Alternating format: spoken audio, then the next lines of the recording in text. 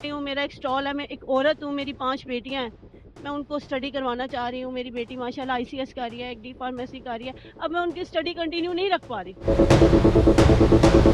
LDA, para force ये सब तमाम लोग स्टॉल्स नहीं लगाने दे रहे। बहुत गरीब लोग थे जो स्टॉल्स लगा के शोल्डर पे अपने करके बच्चों का पेट पाल रहे थे।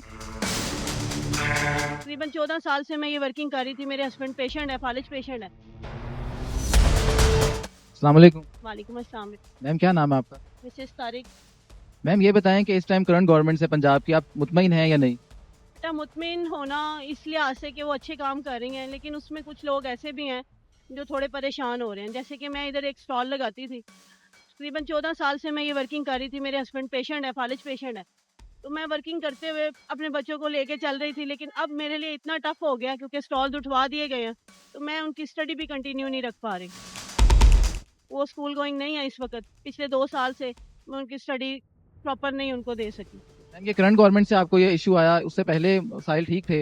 हाँ जी, उससे पहले ये स्टॉल्स वगैरह के कोई इशू नहीं थे कि हमें ममानियत नहीं थी कि हम स्टॉल्स वगैरह लगाएं या ना लगाएं। तो हम एक वर्किंग कर रहे थे बेटा, उसमें मैं हूँ फीमेल पर्सन।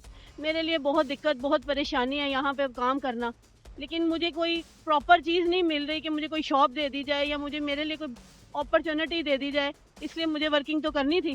तो अब मेरे लिए दिक्कत ये है कि एलडीए, पैरा फोर्स ये सब तमाम लोग स्टॉल्स नहीं लगाने दे रहे। पिछले तकरीबन 2 साल हो गए हैं। उसमें मुझे दिक्कत आई कि मैं अपने बच्चों की स्टडी कंटिन्यू नहीं रख सकती। बहुत गरीब लोग थे जो स्टॉल्स लगा के शोल्डर पे अपने करके बच्चों का पेट पाल रहे थे। उनके लिए तो ये बहुत दिक्कत अमेज लम्हे हैं। जो गरीब हैं उनके लिए कुछ ऐसा करेंगे उनको इजाज़त मिल जाए। उनके कुछ सजेशन आप देना चाहें सीएम साहिबा को? जी, बस बेटा मैं इतना कहना चाहूँगी कि जो लोग ऐसे हैं जो अपने बच्चों को पढ़ाना चाह रहे हैं, कुछ बनाना चाह रहे हैं कि आगे चल के उनकी भी लाइफ बेहतरीन हो, तो उनके लिए स्टडी पर्पस कोई ऐसी एनजीओ, कोई ऐसी चीज़ जहाँ से उनको स्टडी हासिल हो जाए, फ्री ऑफ कॉस्ट। बस मेरी यही एक इल्तिजा है। तो मेरा एक स्टॉल है, मैं एक औरत हूँ, मेरी 5 बेटियाँ हैं।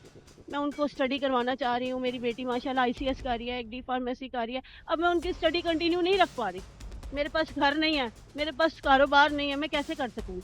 तो ऐसे लोगों की हेल्प करें, ऐसे लोगों को खुद से उन तक आवाज़ पहुँचे ऐसे लोगों की। Thank you. वो बिल्कुल हम कोशिश करेंगे कि आपकी बात वहाँ तक ज़रूर पहुँचे, और आपसे सिर्फ ये कहना चाहेंगे कि आप अपने जैसी हज़ारों ख़वातीन के लिए एक मोटिवेशन है, हम सब लोगों के लिए। तो कोई मैसेज आप देना चाहें ख़वातीन के लिए, क्योंकि आप एक हम सबके लिए एक मोटिवेशन। जी बेटे, अल्हम्दुलिल्लाह लेडीज़ को कभी भी किसी से कोई कमतर ना समझें। वो खुद कुछ सब कुछ कर सकती हैं। मर्द बल्कि एक मर्द से ज़्यादा अच्छे तरीके से वो वर्किंग कर सकती हैं। तो उनको आना चाहिए, काम करना चाहिए, कुछ नहीं है। हमारी जब एक लेडीज़ सीएम हो सकती हैं, तो हम लेडीज़ होके क्यों वर्किंग नहीं कर सकते? घबराना नहीं चाहिए, अल्हम्दुलिल्लाह।